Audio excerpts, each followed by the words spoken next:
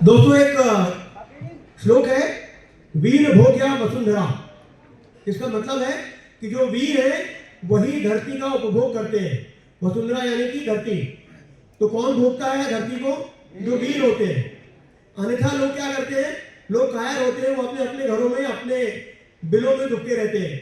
वो comfort zone को छोड़ते नहीं है, और जो कंफर्ट जोन को नहीं छोड़ता है उसका कुछ भी कर पाना बहुत मुश्किल होता है। नाम कमाना तो बहुत दूर की बात है। वीर भोग्या वसुंधरा। तो आप लोग वो लोग हैं जिन्होंने अपनी वीरता से अपने झंडे गाड़े हैं, वीरता के झंडे गाड़े हैं, और आज आप यहाँ पर आने में कामयाब हुए हैं। नेटवर्क में यदि मैं केवल माधव जी के नेटवर्क की बात करूं तो बहुत सारे लोग हैं। कितने में बता नहीं सकता, क्योंकि मैं अपना नेटवर्क भी नहीं काउंट कर सकता, माधव जी का भी नहीं काउंट कर सकता। मैं एक बात जरूर कहता हूं कि जहां पर आज की डेट में बाप की बेटा नहीं सुन रहा है, बेटे की बात नहीं सुन रहा है, बीवी की हस्बैंड नहीं सुन रहा है, हस्बैंड की बीबी नहीं सुन रही है। अच्छा ठीक है, उससे आगे ठीक है, ठीक है। तो कोई किसी की नहीं सुन रहा है। उस जमाने में शेख साहब ने एक अपॉर्चुनिटी दी कि मेरी बात आप सबके माध्यम से 2 करोड़ लोग से ज्यादा सुन चुके हैं। यदि शेख साहब नहीं होती तो कैसी गुमनाम जिंदगी जी रहे होते? Can you imagine? यदि मैं ऐसा तो नहीं कि मैं दिल्ली पहले नहीं आया था, मैं हिंदुस्तान पहले नहीं घूमा था, मैं विदेश भी पहले होके आ गया था। शेख साहब ज्वाइन करने के पहले 84 में अमेरिका भी होके आ गया था, लेकिन कहीं भी जाते थे वहां कोई पहचान तो थी नहीं। लेकिन आज की डेट में जब जाते हैं तो रास्ते में भी लोग मिलते हैं, ट्रेन में भी लोग मिलते हैं, हॉस्पिटल में जाते हैं तो वहां भी लोग मिलते हैं। कुछ पहचान पाते हैं, कुछ बाद में पहचान जाते हैं। तो कुछ ऐसा हो गया है कि कहीं भी जाते हैं तो लोग मिलते हैं और बोलते हैं कि क्या राजी चतुर्वेदी हो, और मेरे साथ फोटो खिंचाते हैं। ये सेलिब्रिटी वाली जिंदगी किसने दी है? ये आपको भी मिली है ना? तो आपके साथ भी ऐसा होने वाला है 20-25 साल बाद, हो सकता है 5 साल बाद ही हो जाए। मेरे पास ऐसे इतने अनेक किस्से हैं कि उनके ऊपर मैं एक किताब लिख सकता हूँ कि लोगों ने किस तरीके से अचानक से मुलाकात हुई, और मुलाकात हो करके उन्होंने मुझे बताया कि हाँ बहुत अच्छा लगा आपसे मिलकर। मैं एक ही किस्सा सुनाता हूँ आपको। शेख साहब कितना महत्व रखेगा आपकी जिंदगी में, वो मैं बात कर रहा हूँ। आने वाले समय में मेरे फादर अपोलो हॉस्पिटल में एडमिट थे, और मेरे पास एक शख्स आया, उसने बोला कि सर आपके फादर का कैसे आप आए? मैंने उनको बताया तो उन्होंने बोला कि सर मैं कुछ बात कर सकता हूँ आपसे? बोला बिल्कुल बात कर सकते हैं। तो उन्होंने बताया सर मैं एक रिटायर्ड फौजी हूँ और मैं एक बिजनेस कर रहा हूँ, उस बिजनेस के बारे में बताएं, थोड़ा समय पास हो जाएगा और हो सकता है आपको बात अच्छी लग जाएगा। ठीक है। तो उन्होंने मुझे पूरा का पूरा शेख साहब को प्लान दिखाया।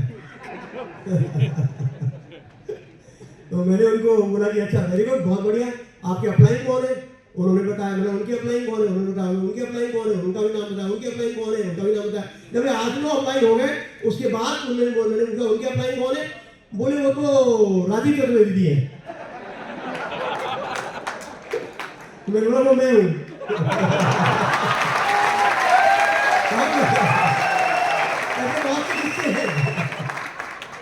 बहुत से किस्से हैं, ये वाला मैंने चूज किया बताने के लिए।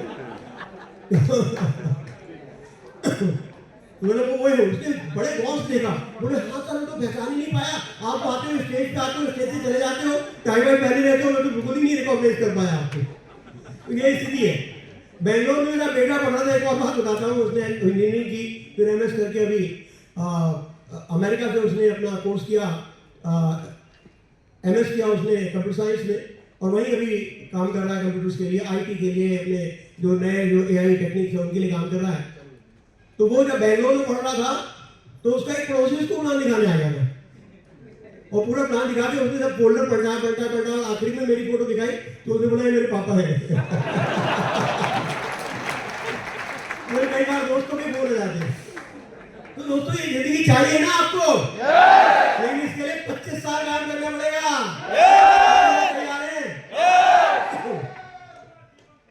हम केवल टारगेट अचीव करने के लिए नहीं आए यहाँ पर, हम हमारा मिशन पूरा करने के लिए आए। एक होता है टारगेट, एक होता है मिशन, है ना? हम कमीशन के लिए काम नहीं कर रहे हैं, मिशन के लिए काम कर रहे हैं, राइट? और मिशन क्या है? अपने आप को एम्पावर करना और अपनी टीम को एम्पावर करना, पूरे देश में ज्यादा से ज्यादा लोगों को एम्पावर करना। जैसे देश में हर जाति और वर्ग के लोग हैं, जैसे देश में भांति भांति की नौकरी करने वाले लोग हैं, उसी तरीके से हमारे नेटवर्क में भी हर जाति वर्ग के लोग, लिंग भेद का कोई भेद नहीं, किसी भी प्रकार का भेदभाव नहीं रखते हुए, हमें सबसे अच्छी बात ये लगती है कि मैं भेदभाव रहित समाज की कल्पना करता हूँ और मानता हूँ, और मैं जानता हूँ कि सेफ शॉप में वही सफल होता है। आते तो बहुत सारे लोग हैं, लेकिन वही सफल होता है जो भेदभाव को नहीं समझता है। यहाँ पर आप किसी भी जाति हो, चाहे स्त्री हो, पुरुष हो, काले हो, गोरे हो, यदि आप अप्लाई हो तो आपको सम्मान मिलता ही मिलता है। और जो अप्लाई का सम्मान नहीं करता है, जो कंपनी का सम्मान नहीं करता है, उसको सक्सेस नहीं मिलती है। तो सक्सेस का एकमात्र सूत्र यदि हम कहेंगे तो वो ये कि अप्लाई का सम्मान करें, कंपनी का सम्मान करें। सबसे पहले डाउनलाइन की भी केयर करें, लेकिन डाउनलाइन फिर भी आप बढ़ा सकते हो, लेकिन अपलाइन नहीं बढ़ा सकते, कंपनी नहीं बढ़ा सकते हो। यदि बढ़ाई तो आपका बिजनेस बढ़ जाएगा, आप बढ़ जाओगे। ये बहुत जरूरी है कि आपको गिने चुने, जैसे अपने माँ बाप को नहीं हटाया जा सकता, ऐसे अपलाइन को नहीं हटाया जा सकता। और माँ बाप का फायदा लेना हो तो लो, नहीं तो उनका आशीर्वाद तो आपके पास है ही है, राइट। तो ये चीज अपने अपलाइन को कभी नहीं भूलना, क्योंकि दुनिया में माँ बाप के बाद यदि कोई सबसे ज्यादा आपका हित चाहता है तो वो आपका अपलाइन है। माँ बाप इसलिए आपका हित चाहते हैं क्योंकि आपके हित में उनका हित छुपा हुआ है। अपलाइन आपका हित इसलिए चाहता है क्योंकि आपके हित में उसका हित छुपा हुआ है, राइट। केवल पैसा ही सब कुछ नहीं होता है। जैसे माँ बाप अपने बच्चों को बढ़ते हुए देखते हैं ना, वैसे अपलाइन भी आपको बढ़ते हुए देखता है, खुश होता है। जैसे माँ बाप खुश होते हैं वैसे अपलाइन भी खुश होता है। तो आज आप जब यहाँ पर हम लोग सेफ शॉप में हैं, हम एक बिजनेस में नहीं है, हम एक्चुअली बेहतर इंसान बनने की प्रोसेस में है। और जो जो बेहतर इंसान बनता जाएगा वो डायमंड बनता जाएगा, और डायमंड से ऊपर वो तभी जाएगा जब वो बेहतर इंसान बनने की अपनी प्रक्रिया को जारी रखेगा। हमेशा डायमंड पे रुक जाना कोई बड़ी बात नहीं होती है। तो ये शिक्षा एक ही है कि हमेशा अपने आप को रोज सीखें, रोज अपने आप को इम्प्रूव करें, रोज आगे बढ़ते रहें। क्योंकि आज टारगेट की बात है तो मैं आपसे ज्यादा बात नहीं करूंगा, समय भी हमारे पास ज्यादा है नहीं, तो मैं कुछ स्लाइड्स लेकर के आया हूं आपसे बात करने के लिए टारगेट के बारे में। टारगेट आप में से बहुत से लोगों ने अचीव कर लिया और कुछ लोग अचीव करने के रास्ते पर, राइट। फॉर्मूला क्या है एक्स्ट्राऑर्डिनरी सक्सेस का? टारगेट। यदि आप टारगेट करते हैं, जितने ज्यादा आप टारगेट करेंगे ना, उतनी ज्यादा आपकी सक्सेस होने वाली है। 7 टारगेट करेंगे आप डायमंड बन जाएंगे, इतना आसान है। और टारगेट करने में फायदा किसका ज्यादा है? किसका फायदा ज्यादा है? हमारा ज्यादा फायदा है। तो ये देखिए the formula for extraordinary success. T से है टेक मैसिव एक्शन, इसको मैं आगे एक्सप्लेन करूंगा, इसको ऐसे ही ले ले। ए से एक्ट कंसिस्टेंटली, आर से रिमेन पॉजिटिव, जी से ग्रो थ्रू चैलेंजेस, ई से educate the team, and T से ट्रूली बिकम लीजेंड। तो एक्चुअली टारगेट केवल ये एक सिंगापुर की यात्रा नहीं है, टारगेट केवल थोड़े से पैसे कमा लेना नहीं है। टारगेट क्या है? लीजेंड बनने की प्रोसेस है। तो जब तक आपको टारगेट होगा नहीं, आप ये लीजेंड बनेंगे जब तक आप टारगेट लेते नहीं है। नेक्स्ट। ओ मैं आपको बोल रहा हूं, मेरे हाथ में चाबी है। Take massive action, act consistently, remain positive, grow through challenges, educate the team, and truly become legend. One by one. Take massive action. Don't wait for perfect conditions. इंतजार मत कीजिए कि जब सारी परिस्थितियां अनुकूल हो जाएंगी उसके बाद काम करेंगे। इसलिए हमारा एक नारा है, सारे काम छोड़ दो, पहले टारगेट। सारे काम छोड़ दो, सबकी आवाज आई नहीं, सबको ही ठोकना है। सारे काम छोड़ दो, पहले टारगेट ठोक दो। क्यों टारगेट ठोक दो? कोई परफेक्ट कंडीशन का इंतजार मत करो कि भाई सब कुछ अनुकूल हो जाएगा। यदि कोई व्यक्ति अपने घर से निकले और पहले पता करे कि सारी लाइफ का रेड लाइट जो है ग्रीन हो गई, उसके बाद ही मैं निकलूंगा और उसके बाद ही मैं आगे जाऊंगा, तो क्या वो कभी घर से निकल पाएगा?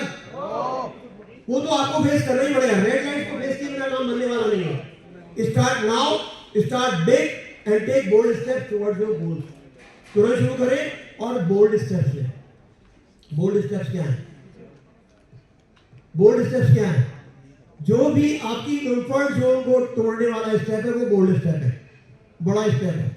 अदरवाइज क्या होता है कि रोज के चैलेंजेस है और रोज को आपको चैलेंजेस को ओवरकम करना पड़ता है। बहुत सारी चीजें हैं जिनके ऊपर हमको डिपेंड करना पड़ता है। Act consistently, consistency beats intensity.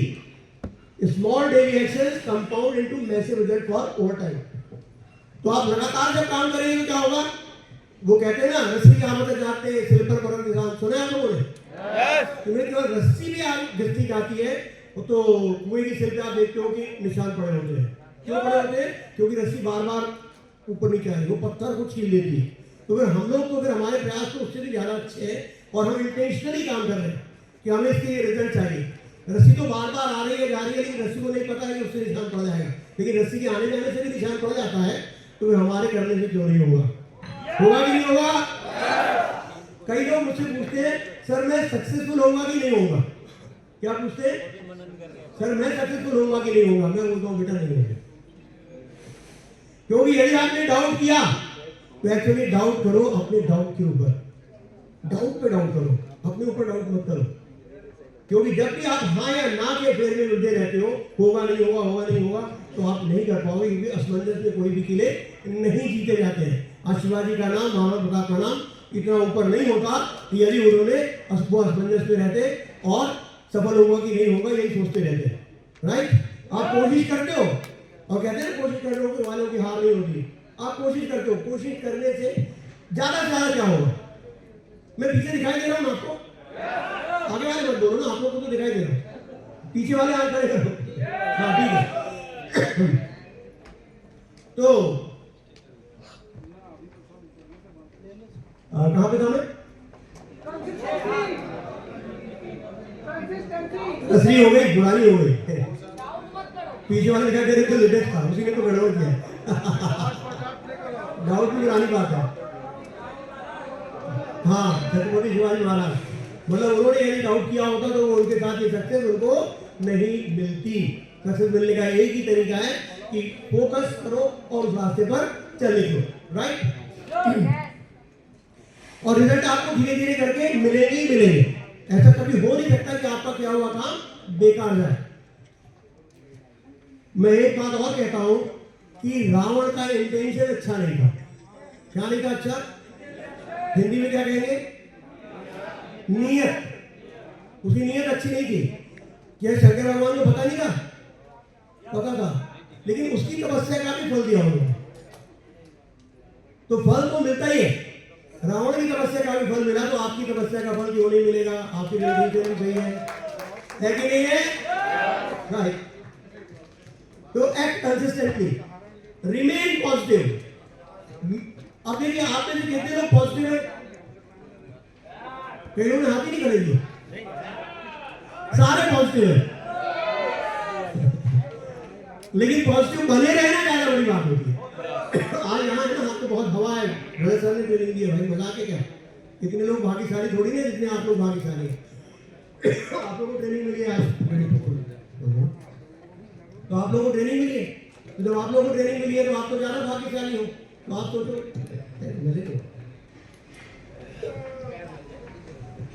तो आप सोचोगे कि भाई कि आप सोचोगे कि हम तो बहुत भाग्यशाली है, तो हम तो पॉजिटिव, आप तो पॉजिटिव हो। लेकिन हमेशा कैसे पॉजिटिव रहे? असली पॉजिटिव कौन है? असली पॉजिटिव वो है जो बुरी से बुरी परिस्थिति में भी पॉजिटिव है।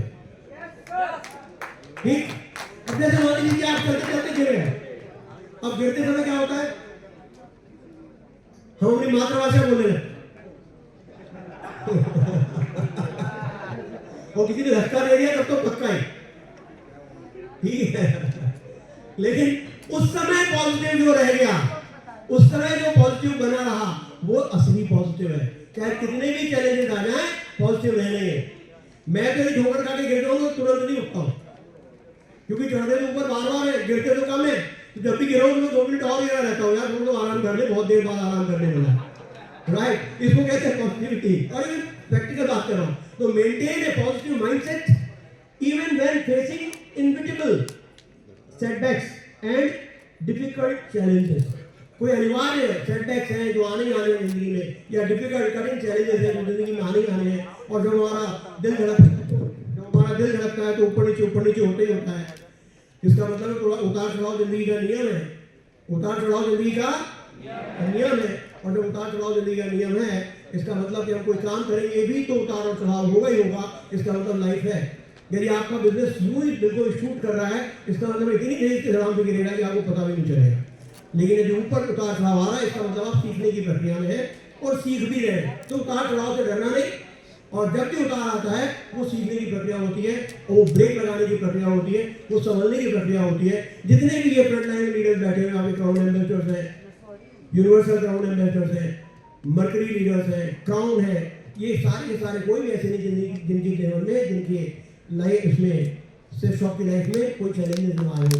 जब आप अकेले में बैठेंगे, जब आप ऊपर आएंगे, तब सारे चैलेंजेस के बारे में वो आपसे बात करेंगे, क्योंकि हर चैलेंज सबके जिंदगी में आना अनिवार्य है, इनविटेबल है, राइट। तो सामान्य स्थिति में पॉजिटिव रहना बड़ी बात नहीं है। पॉजिटिव रहना कब बड़ी बात है? जब लगातार लोग रिजेक्ट करें, नहीं लूंगा, नहीं करूंगा, क्या प्रेजेंटेशन है, इस तरीके की बातें करें। अमिताभ बच्चन के बेटे अभिषेक बच्चन, सब लोग जानते हैं ना, 18 फिल्में, पहली 18 फिल्में, अमिताभ बच्चन का बेटा, पहली 18 फिल्में फ्लॉप, और उसके बाद आकर के सक्सेसफुल हुआ। आप सोचते हैं लेकिन कितना रुकना पड़ा, कितना धैर्य रखना पड़ा। अब ये कह सकते हैं आप कि उनके पास तो घर था, परिस्थिति अच्छी थी, रोज के चैलेंजेस नहीं थे, तो ईश्वर ने आपको ज्यादा चैलेंजेस दिए हैं तो ज्यादा बड़े रिवार्ड्स भी मिलने वाले हैं, ये तो पक्की बात है। क्योंकि एक आदमी इस जगह पे और इस जगह से थोड़ा सा भी ऊपर जाता है तो 10% ग्रोथ होती मजा नहीं आता, लेकिन जो यहाँ से नीचे से आता है ना, वो गड्ढे से आता है। कल मैं बात कर रहा था, मैं कह रहा था कि डायमंड बनना तो गड्ढे भरने बराबर है हमारे बिजनेस में। जिंदगी में इतने गड्ढे हैं हमारे आम आदमी के जीवन में कि जब हम डायमंड बनते तो अपने गड्ढों में ही ऊपर आके समतल पे आ पाते हैं। वहां तक लोगों को 50 आप तो 1 करोड़ मिलने लगे, 1 करोड़ मिल करके तो हम अपनी बेसिक चीजें पूरी कर पाएंगे। बेसिक चीजें क्या है? मकान है, गाड़ी है, इस टाइप की चीजें, बच्चों के स्कूल के एडमिशन है। लेकिन जिंदगी तो उसके बाद शुरू होती है ना, जिसको हम कहते हैं जिसमें जिंदगी पूरी खप जाती है इंसान की, रिटायर हो जाता है और कई लोग अपने घर नहीं बना पाते, वो सेल्फ शॉप में केवल डायमंड बनने तक में वो सारी बातें हो जाती है। अभी आपके हाथ में है कि आप कितने देर में सक्सेसफुल होना चाहते हैं, और टारगेट उसमें आपको बहुत ज्यादा मदद करेगा। Grow through challenges, embrace every difficulty as an opportunity for continuous learning and profound personal growth. Embrace every difficulty, यानी हर चुनौती को क्या करना है? आपको अपनाना है, स्वीकार करना है, धन्यवाद देना है। ये चुनौती मेरे लिए आई, मुझे बेहतर बनाने के लिए आई। और जब हर चुनौती को आप स्वीकार करेंगे तो वो चुनौती रह नहीं जाएगी।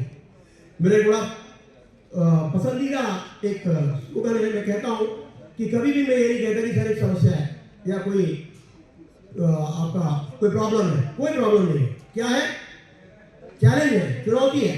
तो जो सीनियर लीडर थे, जब उनके फोन आते थे पहले भी बोलते थे सर एक समस्या है, मैंने समस्या मत कहो, कौन सर एक चुनौती है। तो चुनौतियां क्या होती? समस्या कभी खत्म नहीं होती, और चुनौतियां जो है, चैलेंजेस जो है वो ओवरकम होते हैं। तो बहुत सारे चैलेंजेस आए और सब ओवरकम हुए। क्यों? क्योंकि हम चैलेंजेस के बीच में हमने ग्रो किया है। जो हमारी ग्रोथ हुई है वो चैलेंजेस के बीच में हुई है, और अपनी पर्सनल ग्रोथ को हमने बढ़ाया है। एजुकेट द टीम, अब share your knowledge transparently and empower your entire team to achieve collective success. अब सेल्फ शॉप में हम आ रहे हैं और जो बाहर की दुनिया है, उन दोनों में क्या अंतर है? बेसिक अंतर क्या है? बेसिक अंतर यह है कि बाहर सब लोग अपनी पर्सनल ग्रोथ के लिए काम कर रहे हैं, और सेल्फ शॉप में आप किसके लिए काम कर रहे हैं? दूसरों की ग्रोथ के लिए काम कर रहे हैं। क्योंकि जब दूसरों की ग्रोथ करोगे तो उसमें आपकी ग्रोथ समाहित है। एक कलेक्टिव जो टीम वर्क होता है, उस टीम वर्क में आपकी टीम में जितने हंसते हुए चेहरे मिलेंगे, उतनी ही ज्यादा आपके चेहरे पर हंसी आएगी। तो अपने चेहरे में हंसी लानी है तो क्या करना पड़ेगा? ज्यादा से ज्यादा लोगों को सक्सेसफुल बनाना होगा। तो हर व्यक्ति को कोर टीम बनाना बहुत ज्यादा जरूरी है, और उस कोर टीम की जिम्मेदारी आपके पास होना जरूरी है। कितने लोगों का उनकी पर्सनल कोर टीम है? कोर टीम का मतलब आपके उसमें 8 से लेके 22 तक के मेंबर्स हो सकते हैं, जिनको आप एक दिन में हैंडल कर सके, जिनके आपको फोन आते हो। जरूरी नहीं है कि मैं उससे पहले एक सवाल पूछता हूँ, आप में से कितने लकी लोग ऐसे हैं जिनको ऑफलाइन फोन करते हैं? दोस्तों आप लोग अनलकी हैं, लकी नहीं है। वैसे जानबूझ के उल्टा क्वेश्चन पूछता हूँ। यदि ऑफलाइन आपको फोन कर रहा है तो आप समझ कि मोस्ट अनलकी है। माँ बाप किस बच्चे पे ज्यादा ध्यान देते हैं?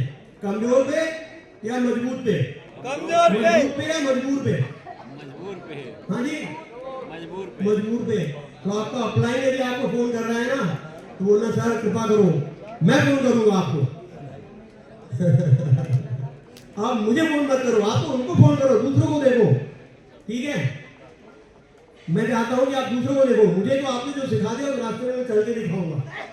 जब मैं नौकरी छोड़ रहा था तो मैं बिजनेस डिपार्टमेंट था, मेरे बॉस जो थे वो डायरेक्टर जनरल ऑफ पुलिस थे। तो उन्होंने मुझसे कहा कि राजीव, ऐसे बिजनेस का कोई भरोसा नहीं होता, क्यों छोड़ रहे हो नौकरी? तो मैंने कहा सर अब मन नहीं कर रहा है। तो बोले यार एक काम करो कि तुम 3 साल की स्टडी लीव ले लो। क्या ले लो?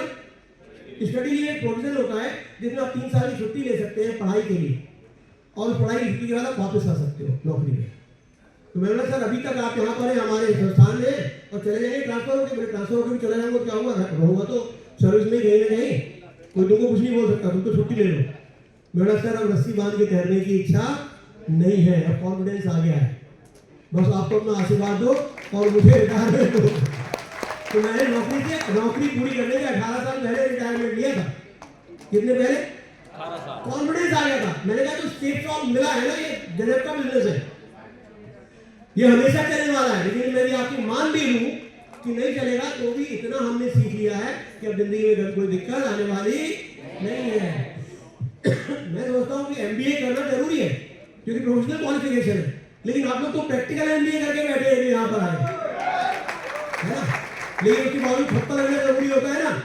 और हम भाग्यशाली हैं कि हम एडमिशन नहीं ले पाए क्योंकि यूनिवर्सिटीज के जाने के लिए हमारे पास पैसे नहीं थे, यूनिवर्सिटीज में जाना संभव ही नहीं था, पढ़ाई भी नहीं कर पाए, और जाते भी तो यूनिवर्सिटी रिजेक्ट कर देती। लेकिन कल आपने देखा आपकी ताकत कितनी है। कल एक यूनिवर्सिटी खुद आई थी आपको एमबीए देने के लिए, आ जाओ हम आपको एमबीए देंगे। तो ये आपकी इकट्ठा होने की ताकत है कि आपका मिलकर काम करने का जज्बा जो है वो दुनिया को आपके सामने लाकर लेकर के आता है। उसको समझ में आता है कि नहीं ये लोग एक है, और एक जो लोग होते हैं जो समूह के रूप में एक होते हैं वो बहुत बड़ा परिवर्तन लाते हैं, और उस परिवर्तन के साथ होने के लिए हर व्यक्ति तैयार होता है, चाहे वो कोई यूनिवर्सिटी क्यों ना हो, राइट? तो हमेशा वो एक बहुत बचपन में हमने कहानी पढ़ी थी 5 लकड़ियों को अलग अलग तोड़ने की और इकट्ठा तोड़ने की, पढ़ी है ना आप लोगों ने? लगभग सबने जरूर पढ़ी है। तो ये 5 लकड़ियां एक साथ होती तो नहीं तोड़ा जा सकता। तो आप लोग ग्रुप बना के एक साथ में रहिए, कम से कम 2 लोग जरूर साथ में रहिए, 2 लोगों की टीम जरूर बना के रखिए, क्योंकि जब 2 लोगों की टीम बना के रखेंगे तो एक मोटिवेट करेगा और एक यदि कोई डाउन होगा तो दूसरा उसको मोटिवेट करेगा। मैंने और संजय जैन जी ने टीम बना के काम किया था, पेयर बना के। मैं कहता था आंदोलन बनेगा और वो कहते थे सर लाइन लगेगी, और दोनों काम हुए यहाँ पे शेष में। तो हम लोग एक दूसरे को मोटिवेट करते रहते थे।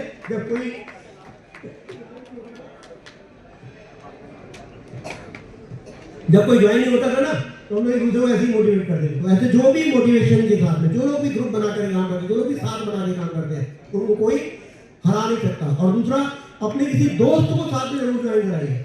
विजय पाल जी, माधव जी और शिव कुमार जी तीनों दोस्त थे, और इन तीनों ने मिलकर काम शुरू किया था, और देखिए रिजल्ट कितना बड़ा अच्छा है। और दोस्ती में देखे तो सत्येंद्र प्रसाद जी और राकेश जी, आप देख करके लगता ही नहीं है कि बाप बेटे, अब तो लगता है बड़े भाई छोटे भाई है ना।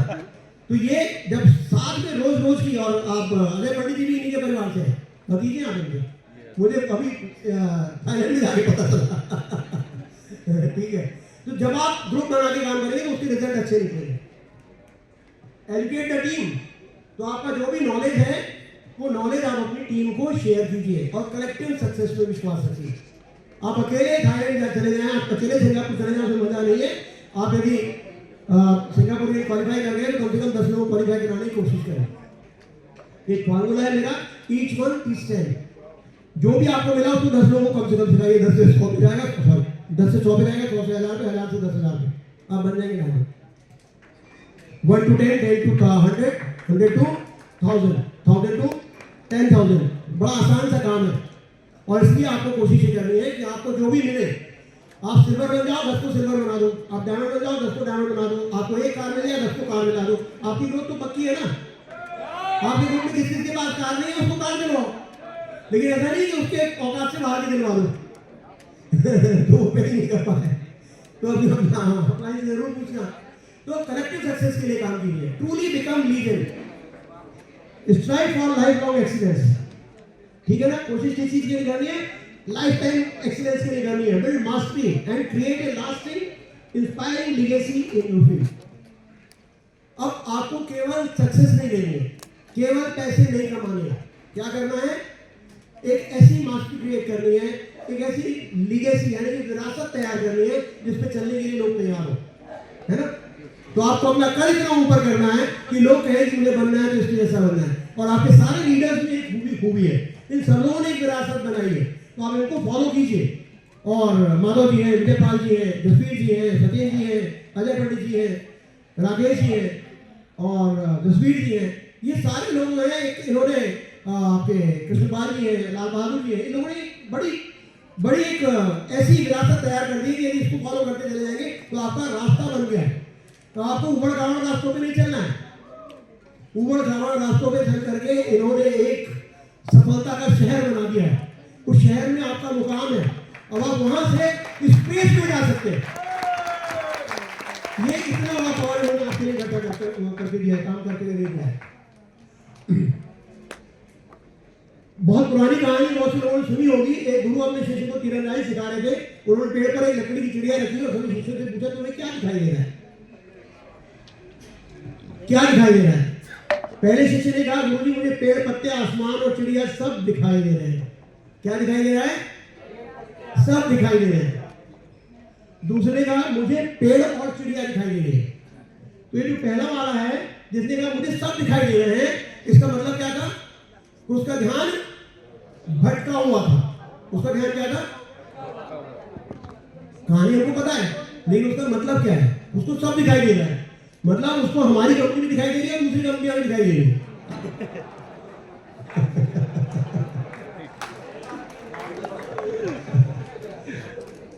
तो क्या उसको सफलता मिलेगी? तो जब सब दिखाई देता है, उसको राजनीति भी दिखाई देती है, उसको खेल भी दिखाई देता है, उसको लड़कियां और लड़के भी दिखाई देते हैं, उसको सब कुछ अभी करना है, सब कुछ अभी करना है उसको।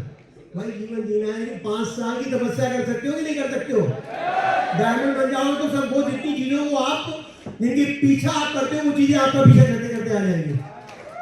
जरूरत तो तब है समझने की आपको, क्योंकि मैंने देखा है कि कई लोग जो है डायमंड बनने के बाद भटक गए। मैं भगवान को धन्यवाद देता हूँ, हे भगवान तुमने मुझे सेफ शॉप जब दी तो मेरा मुंह में जो सिर है मेरा ऐसे नहीं हिला, कैसे हिला, ऐसे हिला।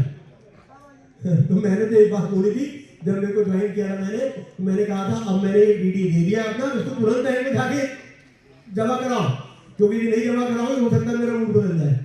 तो उल्टा फॉलो था ये। क्योंकि मुझे अपनी सफलता दिखाई दे रही थी, राइट। तो जो लोग, और उससे भी ज्यादा बड़ी बात क्या होती है, मैं ईश्वर को इसलिए धन्यवाद देता हूं कि मैं तब भी नहीं भटका जब मैं सफलता के शिखर पे चढ़ रहा था या सफलता के शिखर पर पहुंचा। ये ज्यादा जरूरी है। नहीं तो आप देख रहे हो बड़े बड़े बाबा लोगों के क्या हाल है ना, बहुत सारे केसेस आपको सुनाई देते हैं। तो ये सारी चीजें आपके साथ संभव होंगी यदि आप अपने आप को डेली अपडेट नहीं करेंगे, अपग्रेड नहीं करेंगे, है ना, और लोगों की बातें नहीं सुनेंगे। मुझे पेड़ और चिड़िया दिखाई दे रही है, दूसरा वाला थोड़ा सा अच्छा था, बोला मुझे पेड़ भी दिखाई दे रहा, चिड़िया भी दिखाई दे रही है। तो चिड़िया तो देख रहा था लेकिन साथ में कॉन्टेक्स्ट को भी देख रहा था। कॉन्टेक्स्ट क्या है, पेड़, बाकी चीजें नहीं दिखाई दे रही उसको। लेकिन इसके लिए 100 में 100 नंबर आने मुश्किल है, क्योंकि अभी भी इसका फोकस केवल चिड़िया की आंख पर नहीं है। तीसरे ने क्या बोला, गुरुजी मुझे केवल चिड़िया की आंख दिखाई दे रही है। क्या बोला, मुझे केवल चिड़िया की आंख दिखाई दे रही है। मतलब उसका फोकस क्या था, 100% सही। तो यदि आपका फोकस है तो आपको दिन रात यही दिखाई देगा। जब शुरुआत के दिनों में बात करूं तो शेष साहब की दवाई को कुछ दिखाई नहीं देता था। हर व्यक्ति से बात, और आज की डेट में भी, आज मैं 3 फीट प्रिंसिपल का फॉलो करता हूं। आज ये 3 फीट के अंदर कोई मेरे आता है तो मैं उसको बोलता हूँ सेफ शॉप के बारे में, उसका नंबर लेता हूँ, उसको बताता हूँ सेफ शॉप के बारे में कुछ कल भी प्रॉफिट नहीं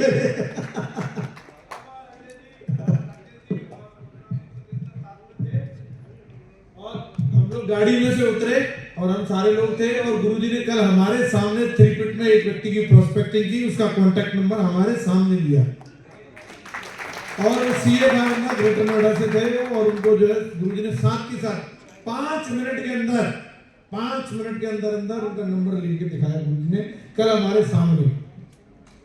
तो कॉन्टैक्ट लिया नहीं मैंने, फिर कॉन्टैक्ट नंबर दिया है। आप ऐसा बताओ, मैंने बोला मैं आपके बिजनेस के बारे में बात करूंगा, आपके भले की बात मेरे पास में, फिर नंबर खुद ही देना पड़ता है, खुद ही मांगता है आपसे, अपने भला कौन ही चाहता है, राइट? प्रोस्पेक्टिंग और नंबर लेना इतना आसान, मैं आपको बताता हूँ, इतना आसान है। एक बार मैं दिल्ली में उतरा, मेरा जूता खुला हुआ था, अभी भी खुल गया है, नहीं बंद है। तो ट्रेन से उतरते तो जनरली शूज खुले होते हैं ना, खुले होते हैं, तो मैंने जाकर के वहां पर बेंच होती है, बेंच पे पैर रखा और पैर रख के जूता बांधा, और जितनी देर में जूता बांधा मैंने, मेरे बगल में एक लड़का बैठा हुआ था।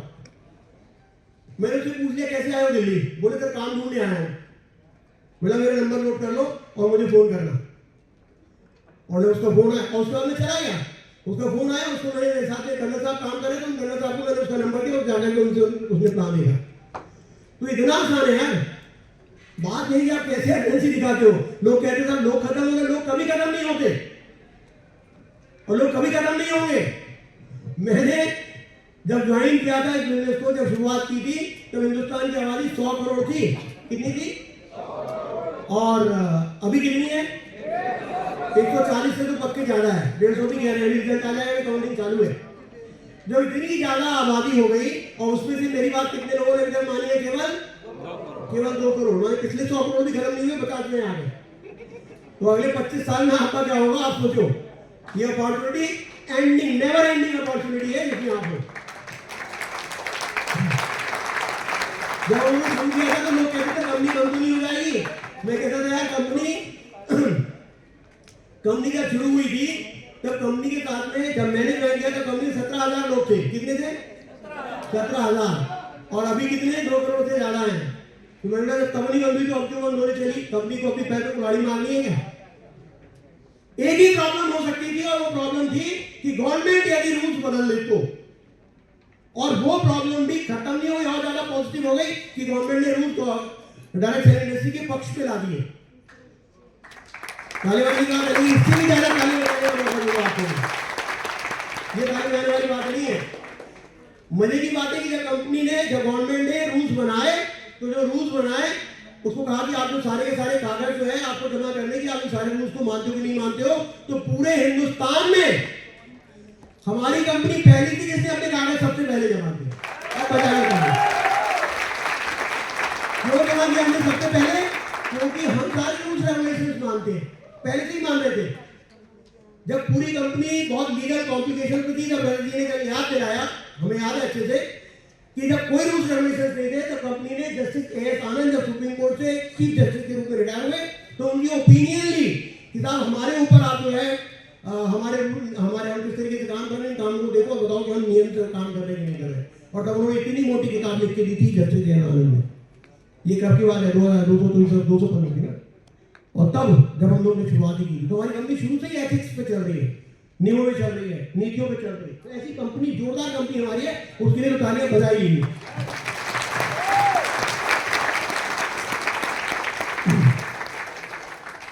गुरु जी ने तीसरे से कहा कि अब तीर चलाओ और तीर सीधा लगा, चिड़िया के हाथ में लगा, और जिस व्यक्ति की नजर केवल अपने टारगेट पर होती है वही इतिहास बनाता है।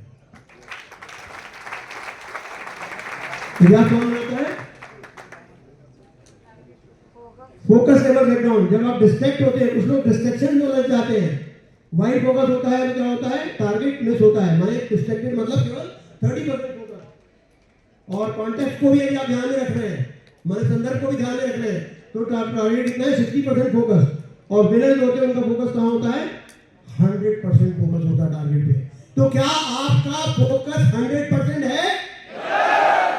हाथ तो सभी खड़े नहीं हो रहे। जोश को क्या हुआ है? खाना खा के नहीं आ रहे? क्या आपका 100% फोकस है? टारगेट जीतने के लिए कमिटेड है? यदि आपका टारगेट बड़ा है तो आपका फोकस उससे ही बड़ा होना चाहिए।